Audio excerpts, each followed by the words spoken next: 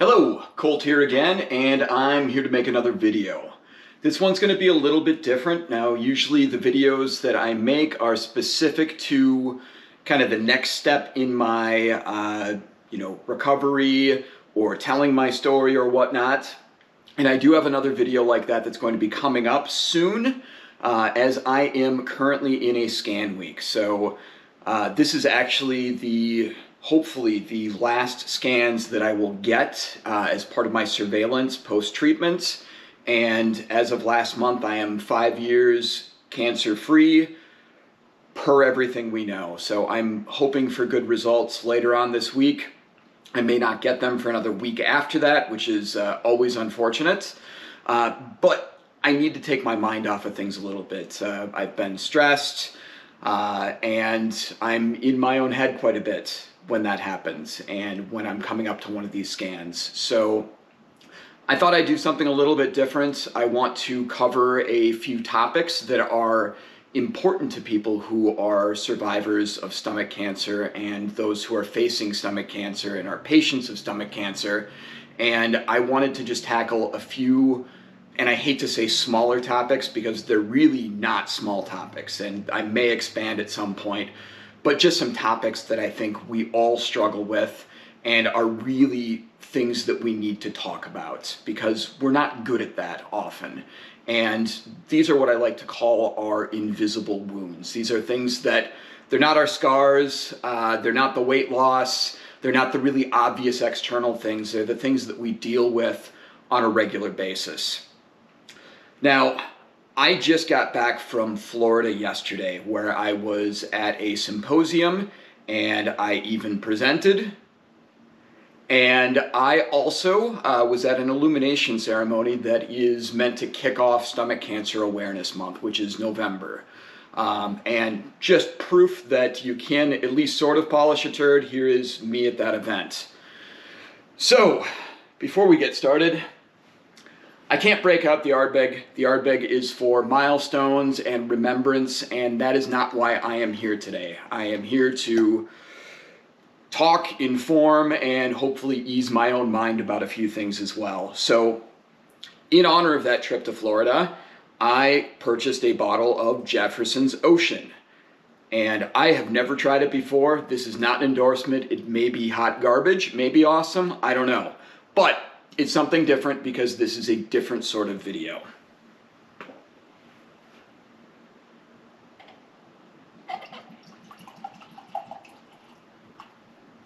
You'll at least get my initial reaction here.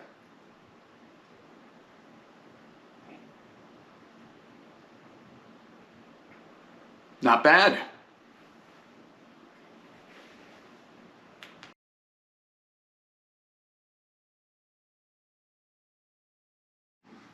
All right, the first sort of mini topic I want to discuss today is kind of the invisible physical wounds that we experience and all the things that are going on inside that others might not see and might not be aware of unless we are actually telling them what we're experiencing. And that's kind of the thing about being a patient, being a survivor. Oftentimes, the biggest thing that we want to do is, and I hate to say it, but pass for normal or not be judged or not be pitied, whatever it happens to be. That was a big one for me. I hated the idea that people would look at me or listen to me and pity me because I don't pity myself. This is the reality. This is what I live with. And I can't go through every day feeling sorry for myself, even though we all get hit with those feelings, at least from time to time. And especially at more times, when we're experiencing stress and whatnot, we tend to get kind of down on ourselves. So, as far as some of the physical things that we experience, probably not a surprise, we have a very delicate relationship with food. I come from a position where I love food, I love eating, I love trying new foods, and when I find a food that I really like, I love to be able to gorge myself on it. At least I did, because things are different now without a stomach and following all the changes that you get from chemotherapy. So we get a number of different kind of phenomena that pop up as a result of not having a stomach. And the first of those is what is called dumping syndrome. And I won't sugarcoat it. Dumping syndrome is pretty much exactly what it sounds like. It's when you eat something and either your blood sugar gets all out of whack, you have difficulty regulating insulin, and your body basically sends a signal saying, hey, there's either too much food in here or there's too much sugar in here, and we got to get rid of it because we can't manage all of this. And your body basically expels it through the quickest means necessary. And it's unpleasant, very unpleasant, in fact. Now, that can also be accompanied by something that is called late dumping syndrome, and that's also called reactive hypoglycemia. And late dumping is basically when, and just to give a really layperson's explanation, because I am a layperson, I don't know medically how to explain this best, so I'm going to do it in my own words. Your body without a stomach doesn't know how much food it's taking in. It doesn't know how much sugar it's taking in anymore. So it tends to overreact. And when it overreacts, it basically floods your system with insulin.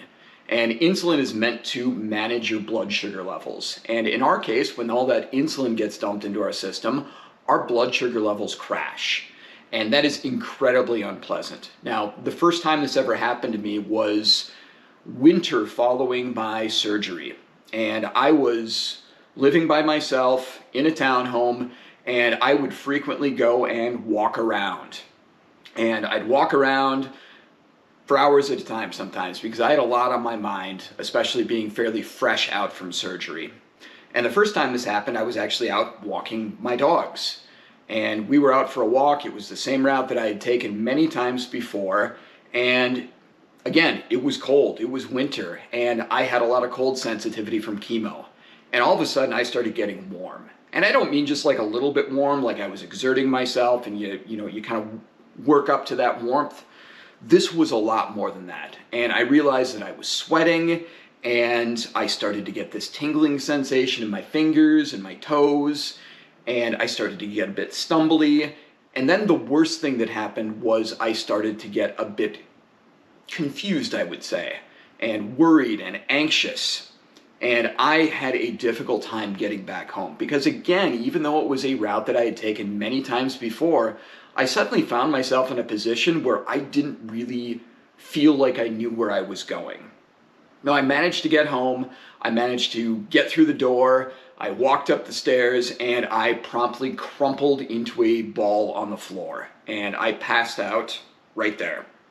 I woke up hours later, completely soaked in sweat, and I had no idea what was going on. So, of course, when something like that happens, you get online, you start looking, and really match with hypoglycemia perfectly.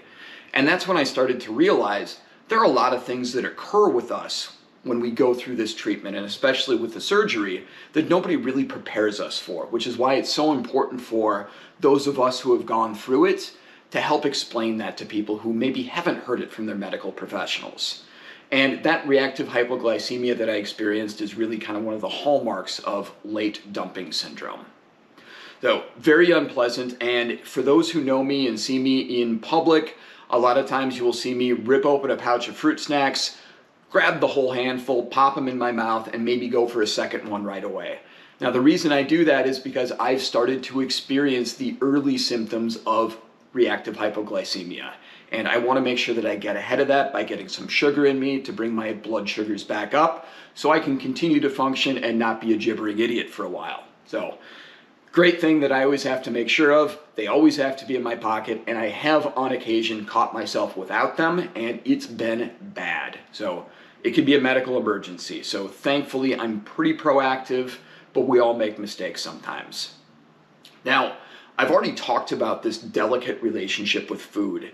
And we've talked about the dumping syndrome, both the early and late dumping syndrome, but another thing that comes along with that is vomiting. Now, I was told right away, you will not have the ability to vomit after this surgery.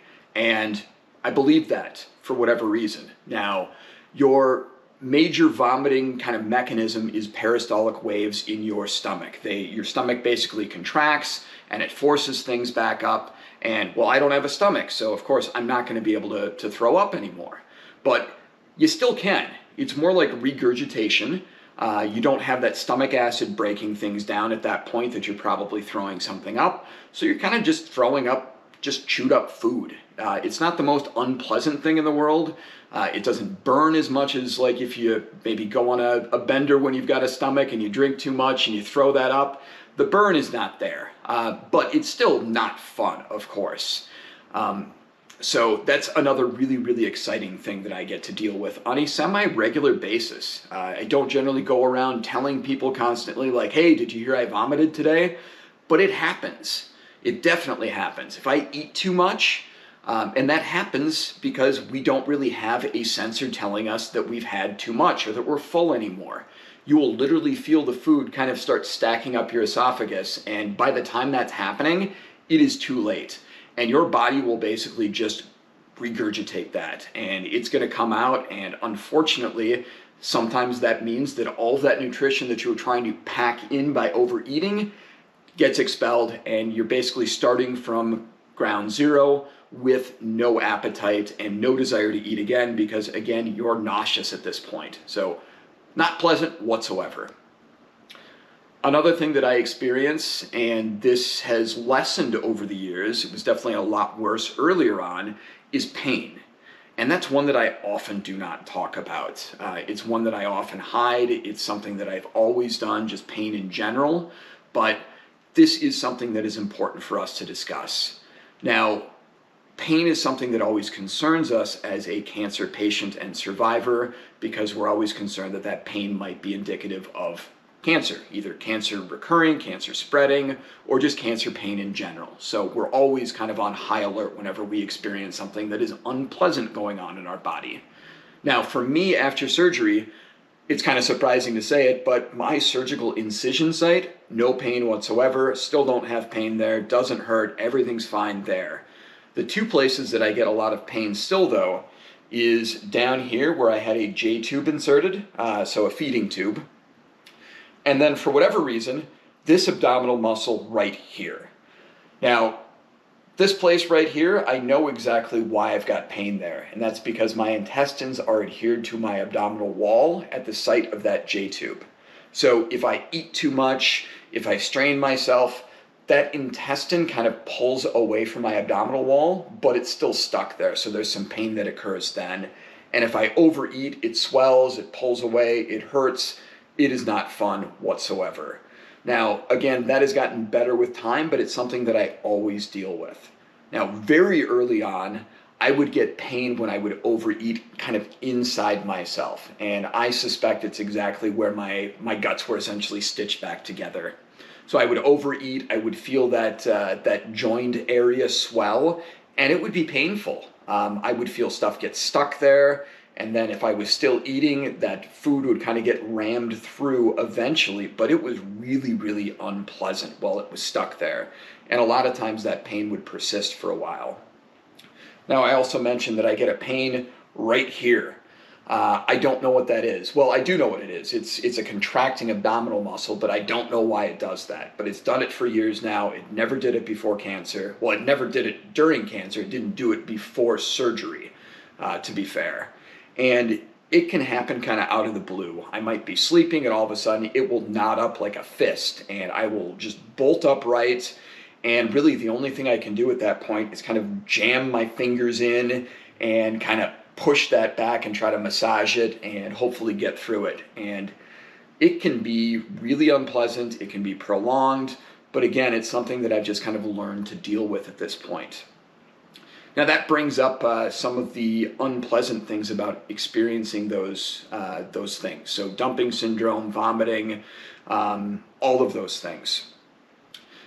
What do you do about it? How do you present yourself in public? And how are people going to react if they see you doing those things? Now, first of all, you shouldn't care. You really shouldn't. You need to be yourself. You need to be out there. You need to be out in the world. You need to be doing the things that you love to do, and you can't let this keep you shut in all the time. But you do still deal with it, and it is real, and people do sometimes react because they don't know what's going on inside of you. Because again, these are invisible wounds that we deal with on our own, in private, in secret, and others don't understand the struggle that we deal with on a daily basis. So some of the things that I've had to deal with, I was on a plane last year. I think it was actually on the way to Advocacy Day in Washington, D.C. with Debbie's Dream Foundation. And as I was sitting there on the plane, it was getting ready to take off, I got one of those really, really bad cramps right here. And I bolted forward and I jammed my fingers into my ribs and I was pushing and I was trying to get it to stop spasming. And the woman next to me in the plane said, "Sir, are you having an emergency?" And I said, "No, I'm fine. It's not a problem." And she said, "You look like you're going to vomit." And she pulled out the vomit bag from the back of the seat. And I said, "I'm not going to vomit. I'm fine. I'm just having a muscle spasm." At that point in time, she flagged down a flight attendant and declared that I was going to vomit on her. And of course, I had to then explain, I'm a cancer survivor. I'm having an issue with a spasming muscle. It's happened ever since I've gone through surgery. And it's not an emergency. I'm not nauseous. I'm not going to throw up on anybody. I'm doing what I need to do to get through this. Everything is fine. Please leave me alone. I just want to get this flight going. So, super exciting about that. Now, another thing is I get anxiety over what happens if I'm out in public and I have to throw up. Now, getting dumping syndrome, having kind of gastrointestinal issues, you're generally near a bathroom, and when you're in a bathroom, people do bathroom things. It's not pleasant, but that's kind of what they're there for. There seems to be a different interpretation when somebody goes into the bathroom and vomits, though. So I always get concerned that people are going to think, hey, this guy must be an alcoholic, and he's blackout drunk, and he needs to puke, or whatever it happens to be. And the reason I feel that is because the first time this happened, I was actually at a bar, grabbing a burger, not drinking. It was not too long after my surgery. And as I was eating that burger, because I didn't know better at the time, I thought a burger would be just fine. I know now they're not good for me. I started to get nauseous. And I had to excuse myself from the conversation I was having with my buddy. And I went in the bathroom and I doubled over and started to kind of hork.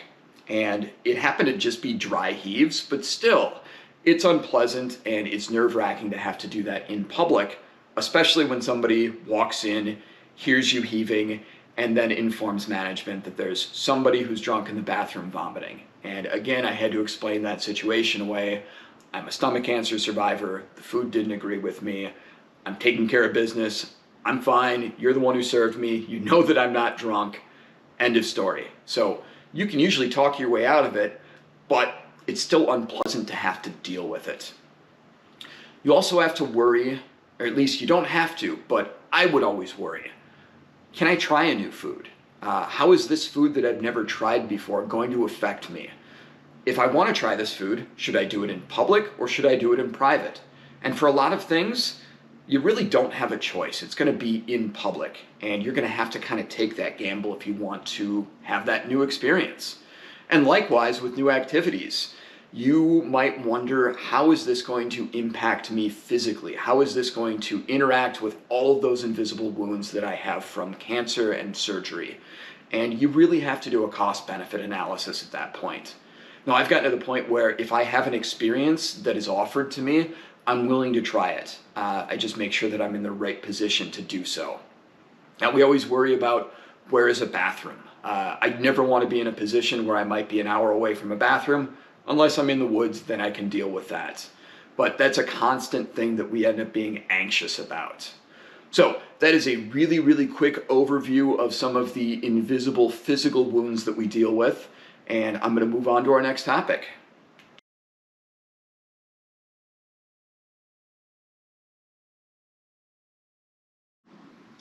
All right, the next topic I want to talk about are those invisible mental wounds that we experience. And I'm going to truncate this quite a bit because a lot of these topics are really worthy of their own discussion. So this is just going to be kind of an overview. And I'm going to cover a little bit more in detail some of these concepts throughout this video. So please don't think I'm just glossing over it or saying that mental health is not important. Spoiler alert, I'm a psychologist. I kind of think it's important, so don't worry about that. But The first thing is anxiety, and I'm going to separate out health anxiety from this and scanxiety. We're going to talk about that in a little bit, but I want to just talk about anxiety in general, because the thing with cancer is it causes a lot of anxiety, not only when you're going through treatment, but afterwards. Now, I constantly am worried about my own health, and sometimes, and most of the time I would say, it's just something that's in the back of my head, but that's just one piece of it. Now, I worry about a lot of things. I worry about the health of others probably first and foremost. And the unfortunate part of being a part of this community is that you meet all of these fantastic people. And these are people that you would have loved to have met in any other way than through cancer. So you worry about their health. I worry about the people that I care about more than I worry about myself, because I don't like to see people struggle. And I don't like to see people get sick, and I don't like to see people get complications, and I don't like to see people die. So I worry about them. I worry about my friends and family. I worry about what they would feel if something happened to me. I worry about the friends and family of those I care about who are part of this community. How are they coping with things? How are they coping with loss? Because when we do lose somebody, we don't lose their family. We are a big family together, and we are here for each other, and that is important. So I worry about all of those things, all of those people, and it's something that I can't really help. And it might be that I'm too empathetic. It might just be part of my personality. I'm not sure what it is, but the well-being of others is something that is of paramount importance to me, and I can't help but have that concern constantly. But again, I'll talk more about health anxiety and scanxiety in a moment here in the next section. The other part of this is depression, and it's something that I've definitely struggled with. This is a difficult thing to get through. I have always been kind of a morose guy, to at least some degree. I'm good at putting on a smile, and I'm good at going out in public and putting up a good front, and that's sometimes not always what I'm feeling inside. And I wouldn't say it's sometimes, it's often not how I'm feeling inside. And that has definitely been compounded by my experiences with cancer. Now, piggybacking off of the anxiety that I experience about others, I feel a lot of sadness when people are struggling. I feel a lot of sadness, especially when we lose somebody. I have lost more friends in the past 5 years than most people do in their entire lives. And I'm a firm believer of that. I have made more friends than most people make in their lives, though, too, over that course of time. And it's something that really makes you recognize that you need to not just live for 5 years from now, 10 years from now. It's okay if a friendship or a relationship is not permanent, but it really is. You know, if you are friends for somebody for a period of time and you lose them, there's still permanency to that. You were there the entire time. You were there until the end. And that's important. And it doesn't mean that we shouldn't make strong, meaningful relationships. It just means that we have to recognize that loss is a part of that. And it's something that we're going to have to deal with, and it doesn't go away. And the fact that it doesn't go away means that we care. And it means that we made an impact and they made an impact, and that's incredibly important. So obviously I experience a lot of survivor's guilt, and I would say that especially happens because I sit here as a single guy, no kids, will never have kids, can't have kids, and this is it for me. Whatever I do in this lifetime is all that I have, and I often meet, mentor, talk to, whatever it happens to be, connect with people around my age. And the vast majority of them are married or in a relationship, and they've got children, and their primary concern is what's going to happen to my wife, my husband, my kids. How are they going to get through this? How are they going to cope with what I'm going through? And if the worst happens, how are they going to deal with that loss? And I oftentimes hate myself for that, because if I die, I'm not letting a partner down. I'm not letting kids down. I'm not leaving kids without a parent. It's just me. And that makes me feel incredibly guilty, because here I am 5 years later, and I'm doing well. And most people would say that I'm doing better than most people at this point. And I can go out in the world and I can do the things that I want to do, and I can have the experiences I want to have. And I look to these parents and these people with, strong families, and I just feel awful that I'm here and they're facing the prospect of not being here. And I don't want to make it sound like guilt is why I do what I do, because it's not. I'm a part of this community, and I remain a part of this community because I truly want to help people, and I want people to get better, and I want people to get diagnosed earlier, and I want better outcomes and better treatment options. I want all of those things. They won't benefit me. My time with that is over. I don't have to worry about those things. And if my cancer comes back, it's probably going to be too late at that point. So this isn't about me. This is about all of these people who need better options, and I want them to survive. But it still brings up that guilt. And as I see people die, and as our community copes with this loss, it really just leaves a pit in you. And I will say this, I have had friendships that have fallen off over the years, and that happens. And there are a lot of people who are no longer in my life who I don't think about anymore whatsoever. I might only think about them if I see a picture of them or if somebody mentions them. But the people from this community who we've lost, and especially those who I've known, they don't leave. They are with you all the time. I would say that it's like a specter over your shoulder, but it's really not, because these are people I don't want to forget. And I want them to always be in my mind, and I want to always remember them. And it's incredibly tough when it's time to say goodbye to somebody.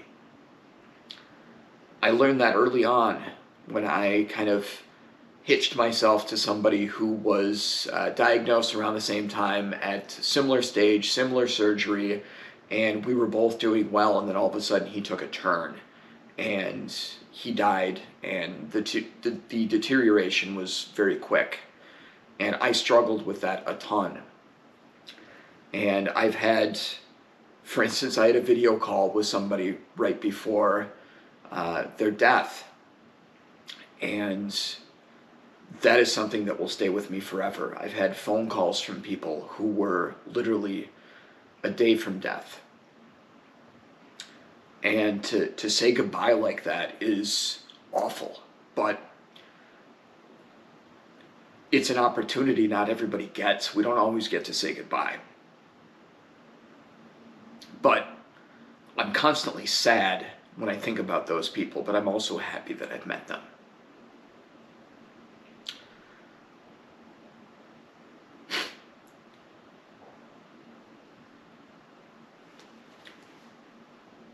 So again, I'll talk about survivor's guilt a bit more in a different video, but I just wanted to give a general overview of some of the more mental invisible wounds that we experience.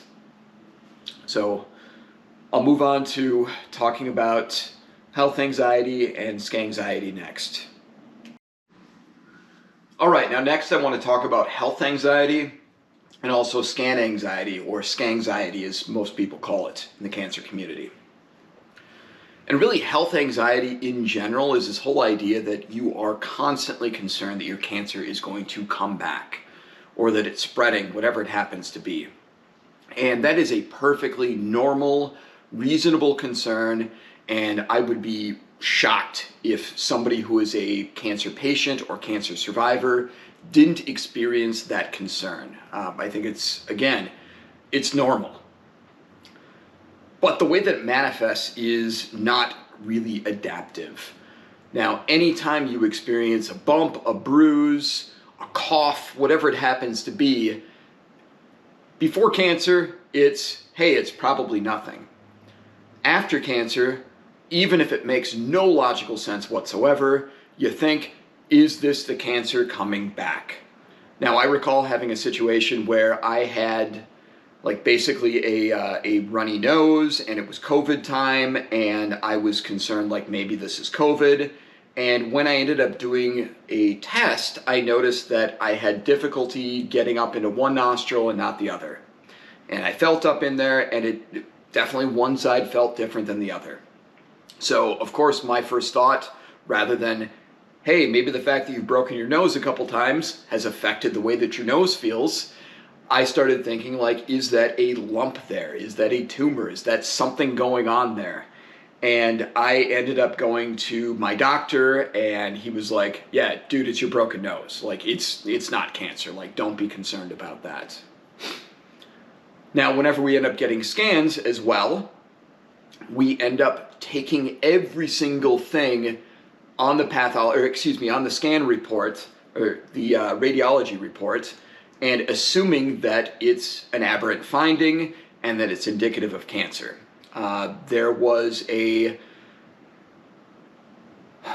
don't even know how to describe it. There was a node or a nodule, I think it was described, near my surgical area. And this was probably a year after my surgery. No, I think maybe 6 months after my surgery.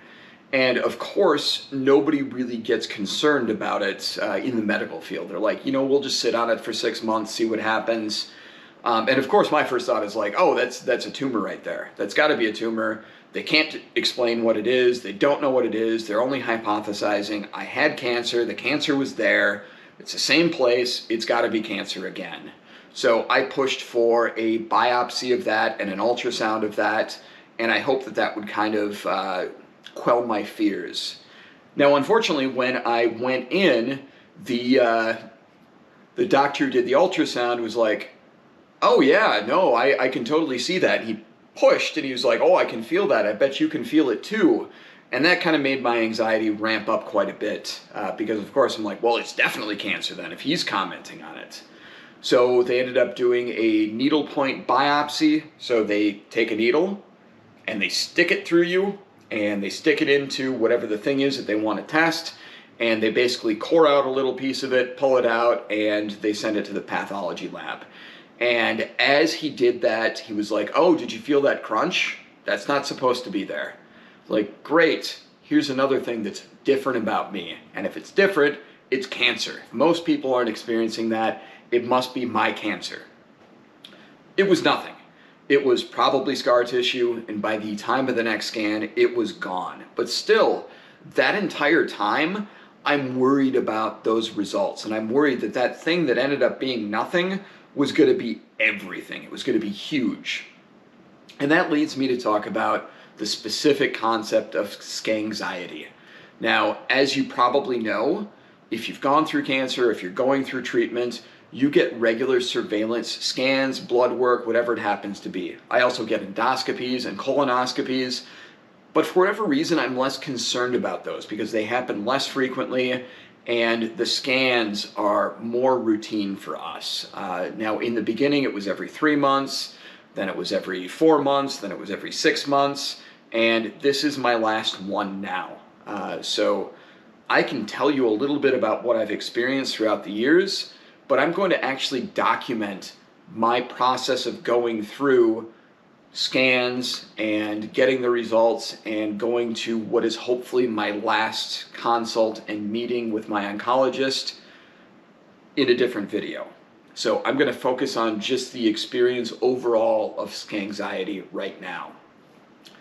Now, scanxiety is obviously the anxiety that is caused by knowing that you've got these scans coming up and waiting for the results and being concerned, again with the concept of health anxiety, that there is something going on that is bad and that the cancer's back, it's grown, whatever it happens to be. And the thing with scanxiety is it causes a lot of things to happen. These are more acute reactions than the physical and mental invisible wounds that I've talked about earlier in this video. So stress for me, and specifically scanxiety for me, causes some physical manifestations that it took a long time for me to really wrap my head around it and recognize that this wasn't an actual physical problem going on. It was just the result of my stress. And for me, I found out that I was really like clenching. I was very tense. I couldn't relax. And as a result of that, I was tensing my muscles quite a bit. I was getting more headaches. I was getting pains in my back, and I was getting pains in my abdominal muscles, which made me think it wasn't the abdominal muscles, it was something inside. And if it's something inside, it's the cancer. And if there's a pain in my back, it's because cancer's gotten into my back. And that causes a ton of stress, and it makes you really, really think way too much. You get caught in your head. And although it's gotten better with time, it still happens. As I mentioned at the beginning of this video, I'm caught in my head right now. Now, it's not just because of the scans coming up. It's not just because of the prospect of being off of surveillance. It's the scans. Like, it's something that we deal with. It's something that's ever present for us. It's a constant concern. And we always know, until that day that we're told we're cutting you loose, we always know there's another one coming up. So for me, it was always the month or so leading up to the scan. I would start to experience that tenseness, the pains, all of those things. And that causes a lot of the mental stress of this as well. Now, some of the mental manifestations of scanxiety are worry. Now, this is a little bit different than the worry and anxiety I talked about earlier in this video. This is really acute. This is specific worry about what are these results going to say? When am I going to get my results? Am I going to be okay? And because of that, and because it's acute worry, we get caught in our head. And those thoughts get passed around and they tumble around in our head over and over, and we just ruminate. And when we ruminate, we can't focus. When we can't focus, we don't get anything done. We can't distract ourselves with other things. We just keep thinking about the same things over and over and over again. We experience that fear. And because of all of those things, we end up not sleeping. Or if you get to sleep, you wake up in the middle of the night. What do you do when you wake up? You worry some more. It's a vicious cycle. And even though I can recognize this, not only as somebody who's gone through this now for 5 years, but also as a psychologist, that's a switch you can't just shut off. It's something that's always going to be at least a little bit of an issue for you. Now again, hopefully it gets better with time, but I don't think anybody is completely immune to this. And then the worst part of it ends up being the wait. Now, if I'm lucky, I will go in on Friday morning, I'll get my scans, I'll get my blood work, and by the end of the afternoon, those results will get released to me, and hopefully things will be clear. But that's not always how it works. Sometimes it's days. And in my particular case, if for whatever reason my results are not released, I don't have a consult scheduled for a full week. And what am I going to do during that full week? Well, first and foremost, I'm going to ask myself, why did they not release my results? They pretty much always release my results. So if they didn't release my results, it's got to be bad. And because that's going to be my mindset, if that happens, the rumination is going to ramp up. The worry is going to ramp up. The fear is going to ramp up. The anxiety is going to ramp up. I won't sleep. I'm just going to have difficulty. Now, deep down, I know that likely The issue is just they didn't release it, and that's all there is to it. Or my oncologist wants to give me the news in person because he wants to make it a happy occasion because I'm done. There are a lot of explanations for it, but that worry is there. It doesn't go away. It's always going to be in the back of your head. And that's unfortunately just something that we cope with.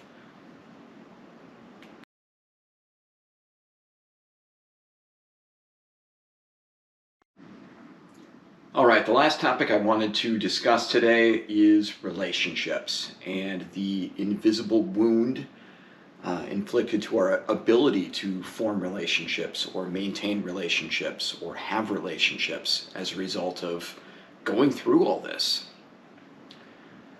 I've lost friends as a result of cancer, and it's tough. It's not pretty to see somebody go through what they have to go through to navigate cancer. For much of my treatment, I looked like I was on death's door, and I can honestly say I was closer to death than I ever thought I would be at this age, for sure. And I don't think most people are prepared for that. When you're the patient, you don't have a choice. This is my reality, this is what I have to deal with, and I have to do what I have to do to get to the other side of this, whatever that means, whether that's survival or whether that's just being there until the bitter end. I don't have a choice. I never had a choice. I still don't have a choice. But those around you do, and sometimes it's too much for them. Sometimes people can't take it, and they have to find a reason to exit. And there was a time in my life where I was bitter about that, and I couldn't forgive it. But I've gotten to the point where I understand that some friends are here forever, and some friends are here for a time. And we need to value whatever time we have with the people that we care about. And if somebody leaves our life, we should appreciate the time that we had with them. Sometimes people leave and then they come back. And I've had that happen where I was not doing well and someone couldn't take it. And later on, we reestablished friendship. And I forgive that. I do.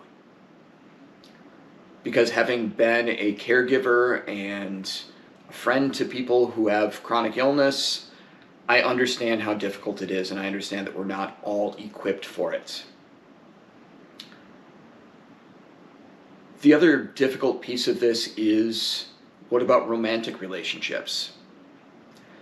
Now, a lot of the people, like I mentioned, that I've met throughout this journey, they are married, committed relationships, whatever it happens to be, and I have been incredibly fortunate to see a number of incredibly, immensely supportive spouses and significant others. Just fantastic support, fantastic caregivers, just amazing. I've also seen some that were not so much, and they, like some friends, could not deal with it and took the opportunity to find an excuse to exit. And sticking with the theme, and I know that I said that mental health was only a small portion of this, but really it's the all-encompassing theme of this video. How does all this affect your mental health? As somebody who deals with cancer, you are constantly thinking about others. Unless you're a psychopath, then you just think about yourself. But my assumption is anybody who's watching this, anyone who I consider one of my friends, their primary concern is their relationship with others and the well-being of others and all of those fun, shining things. But when it comes to more romantic relationships, there are a lot of concerns. These are things that I've struggled with. As I've probably mentioned before, was recently single as of the time that I was diagnosed. And I've struggled a lot with, to what degree should I pursue a relationship with somebody else when I am a giant floating question mark when it comes to my lifespan and this understanding that there is a potential expiration date and I don't know what it is. It's not printed on a tag somewhere on me. I don't know. There's not even a range. It could be tomorrow, it could be a week from now, it could be 10 years from now, or I could live to 100. I don't know. But I know that there's more uncertainty with somebody who's gone through this than there is with the average person my age. And that gives me pause, and it always has. You also get concerned with some things like, are you going to be accepted? If you're pursuing a relationship, is the other person going to be able to accept all that you deal with? Can they accept the uncertainty? Can they accept the stress that comes along with being attached to somebody who is a cancer survivor or cancer patient? Those are major concerns. Can they deal with your own depression, your own anxiety when you lose people? When you have to deal with your next upcoming scan, can they deal with that acute stress with you? Or is that too much? And it doesn't always work, quite frankly. I'd love to say people are going to accept you no matter what, but unfortunately that is not the truth all the time. And that's just reality. I mean, it's always a reality, but I think it's amplified when you've gone through this, or if you're going through this. Some people won't be able to take it. I've had people tell me flat out, no, I don't want to be involved with somebody who might be dead in a year. And that sucks, because a year might be my entire lifetime, but I know it's a blink of the eye to somebody who might live a full lifetime. And like I've mentioned, our perspective changes quite a bit when we're faced with this. I used to really only focus on what are things going to be like in 10 or 20 years? What are my long-term goals? And a number of things happened in my life that meant that long-term goals were not as feasible. And it's much more complicated than cancer. I don't want to make it sound like I had to give up on things because of cancer. Yes, I did with some things, but that was not the major issue at play here. But regardless, I started to think more in intermediate terms, like what is going to make me happy in the foreseeable future. Not everybody's there, and there's nothing wrong with that. I couldn't fault somebody for saying that they want a partner that they know is statistically likely to be here throughout the same lifespan that they're going to experience. I don't doubt, I don't fault that at all. People want to lay down roots. They want families. They want to know that they've got a partner that's going to be there for the long haul. And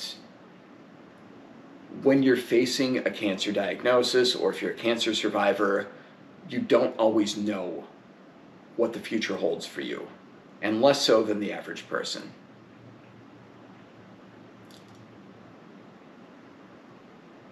And it makes you ask yourself, like, if I don't know if I'm still going to be around, is it unfair for me to try to pursue a relationship? Is that unfair to the other person? Is it selfish of me to do that?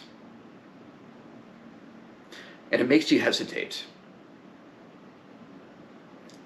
And again, I'd like to say that this is just my insecurity speaking.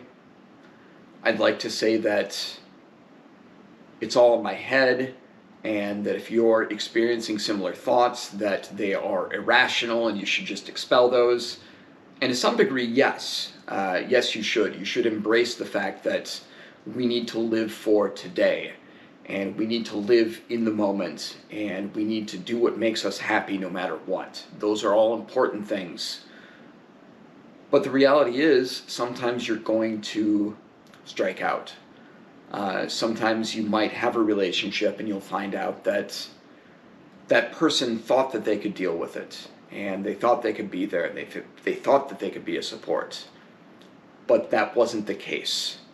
And it can be heartbreaking to be in the position of being told that this thing that was out of your control, this thing that you never would have signed up for, never would sign up your worst enemy for, is something that is holding a potential or actual relationship back.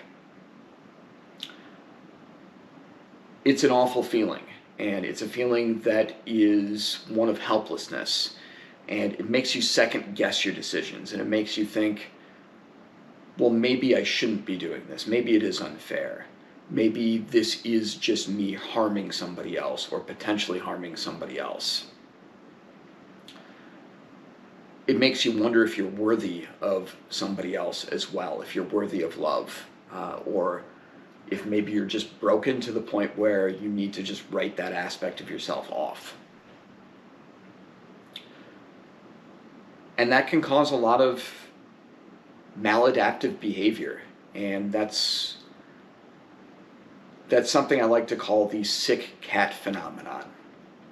Now, I was raised on a farm. It was a hobby farm, not like an actual, like, legitimate farm, but it was a farm nonetheless.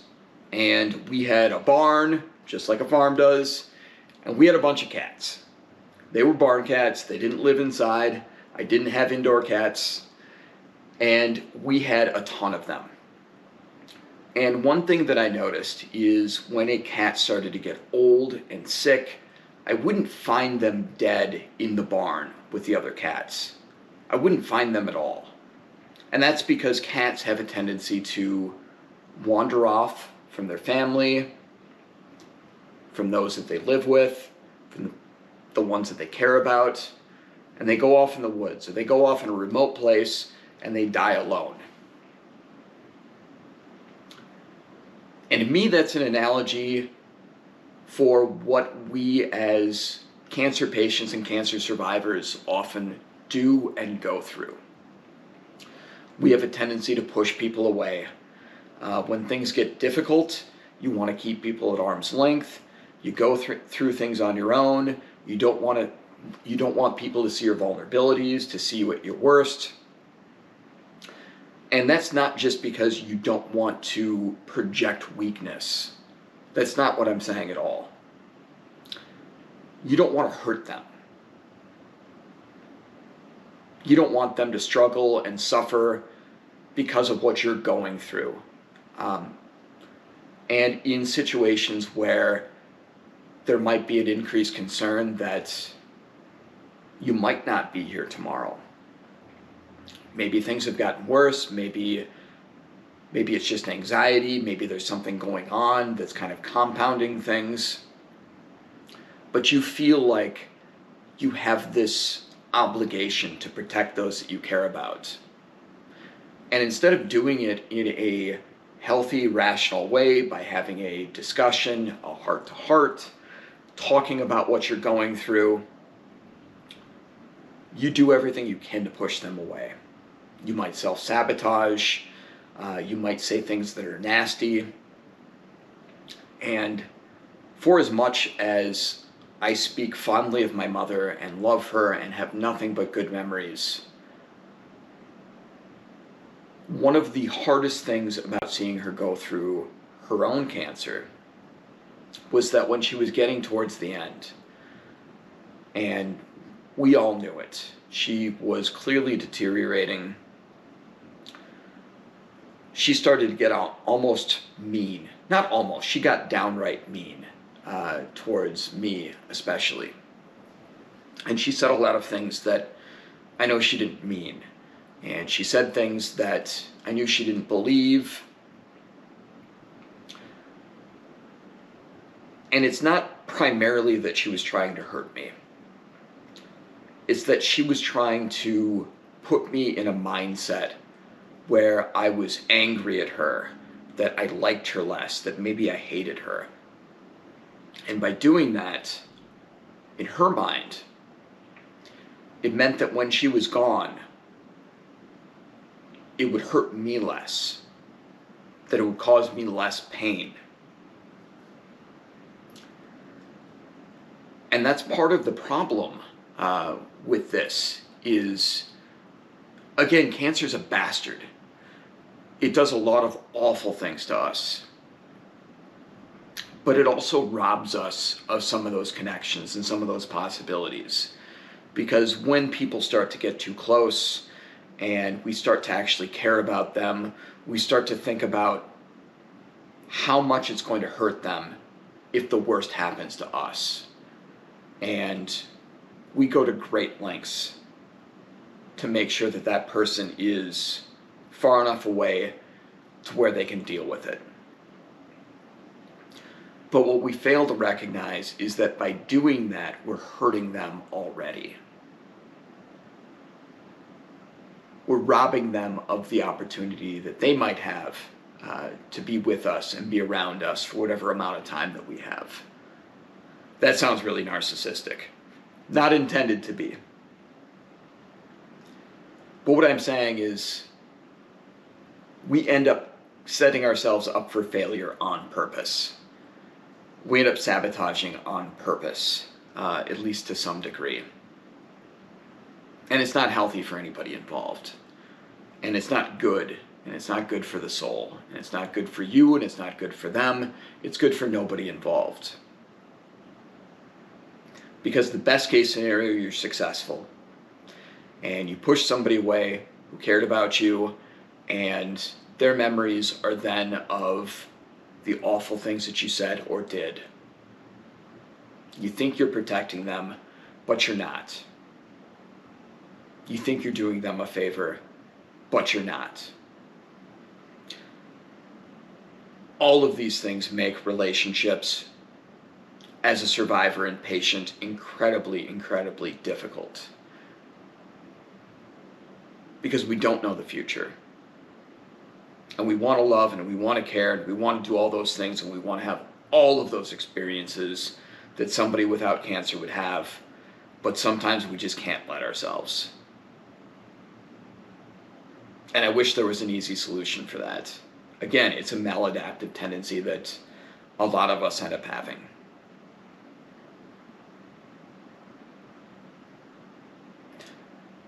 But just reflecting, that's just kind of the nature of things.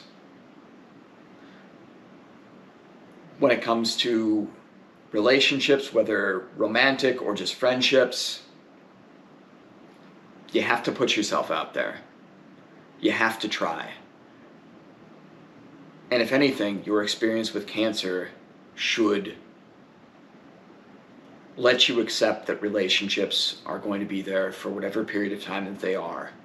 And sometimes you form a friendship or you form a relationship and that person isn't there as long as you'd like them to be. Sometimes they just end, and that happens. But that's just life. I think it's more salient, maybe more visceral for us as folks who are dealing with this directly.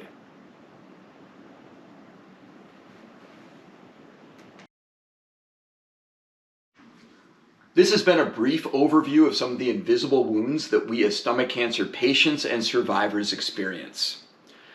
Now let me know what you think of this video. I know this is a little bit different. It's not just my story. It's kind of something I've just been thinking about for a while.